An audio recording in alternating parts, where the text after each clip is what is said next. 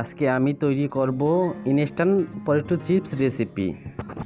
যদি আমার ভিডিওগুলো ভালো লেগে থাকে তাহলে আমার চ্যানেলটি সাবস্ক্রাইব করুন এবং পাশে থাকা বেল বাটনটি অল করে দিন। এখানে আমি ডায়মন্ড আলু নিয়েছি 1 কেজির মতো। ডায়মন্ড আলুতে চিপটা ভালো হয়, আপনারাও ডায়মন্ড আলু ব্যবহার করতে পারেন। আমি উপরের খোসাটা ছাড়িয়ে নিচ্ছি, আপনারা চাইলে খোসাসহ আলু নিতে পারেন। খোসাটা ছাড়িয়ে সাথে সাথেই আলুগুলো পানির ভিতর দিয়ে দিব, যাতে করে আলুটা কষে কালো না হয়। এখন আমি কাটারের সাহায্যে আলুগুলো কেটে নিব। কাটার দিয়ে আলু কাটলে আলুর পিস এক মাপের হয়। আপনারা ছুরি বা বটি দিয়েও কেটে নিতে পারেন। আলুগুলো কাটার পরেই আমি হালকা ঠান্ডা পানিতে আলুগুলো ধুয়ে নিব।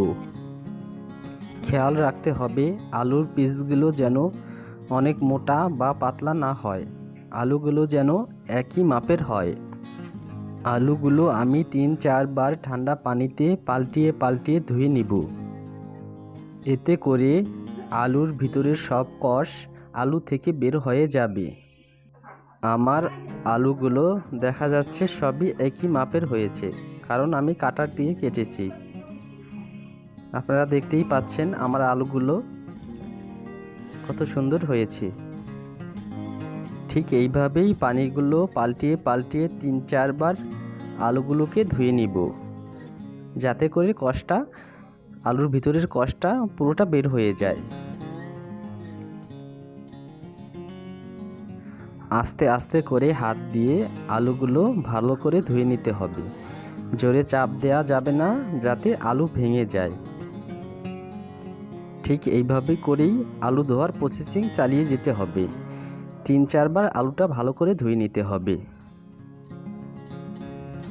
আমি আগে থেকেই একটা কড়াইতে সয়াবিন তেল নিয়েছি আলুগুলো ভাজার জন্য। এখন আমি আস্তে আস্তে আলুগুলো কড়াইয়ের ভিতর দিয়ে দিব। দেয়া শেষে একটা খুন্তি দিয়ে আলুগুলো আস্তে আস্তে নেড়ে চেড়ে নিব। আলুর রঙটা যখন চেঞ্জ হয়ে ভাজা হয়ে যাবে তখন আমি একটি ছেঁকনির সাহায্যে আলুগুলো কড়াই থেকে উঠিয়ে নিব। আলুগুলো কড়াই থেকে ওঠানোর পর এতে আমি মশলা অ্যাড করব। মশলাটা আমি তৈরি করেছি সাদা গোলমরিচ গুঁড়া, শুকনা মরিচের গুঁড়া ও লবণ দিয়ে। আগে থেকেই আমি মশলাটা তৈরি করে রেখেছি। এখন মিক্স করে দিব। খুবই মজাদার আলুর চিপ তৈরি করে নিলাম বাড়িতে বসেই। আপনারাও চাইলে বাড়িতে বসেই এইভাবে তৈরি করতে পারেন আলুর চিপ। যদি আমার চ্যানেলটি সাবস্ক্রাইব না করে থাকেন তাহলে অবশ্যই আমার চ্যানেলটি সাবস্ক্রাইব করুন এবং পাশে থাকা বেল বাটনটি অল করে দিন। তো তৈরি হয়ে গেল আমার আলুর চিপ। এখন আমি চিপগুলো বসে বসে খাবো। সবাই ভালো থাকবেন, সুস্থ থাকবেন।